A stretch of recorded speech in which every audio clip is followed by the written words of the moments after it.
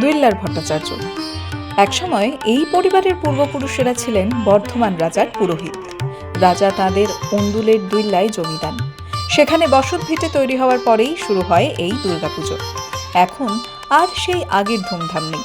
পুরনো বাড়ির ছাদ ভেঙে পড়েছে, ঠাকুর দালানের প্লাস্টার খসে পড়ছে।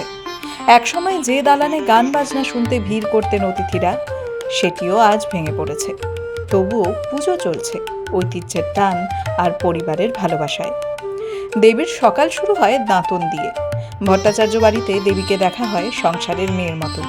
তাই প্রতিদিন সকালে তাকে এক ঘটি জল আর বিল্ল গাছের কাণ্ড দাঁতন হিসেবে দেওয়া হয়। দেবীর দিন শুরু হয় গৃহিণীর মতোই। সকাল থেকে সন্ধ্যার আরতি পর্যন্ত তার যত্ন, ভোগ, পুজো সবকিছুতেই রয়েছে গৃহস্থ বাড়ির আন্তরিকতা। ষষ্ঠী থেকে শুরু বেলতলার পুজো, সপ্তমীতে নবপত্রিকা স্নান, নবমী পর্যন্ত দেবীকে দেওয়া হয় আমিষ ভোগ। ভোগের থালা সাজিয়ে দেওয়া হয় 9 রকম ভাজা আর মাছের পদে। বিদায়ের সময় দশমীর দিন মায়ের সামনে রাখা হয় পান্তা ভাত। তারপরেই শুরু হয় সিঁদুর খেলা।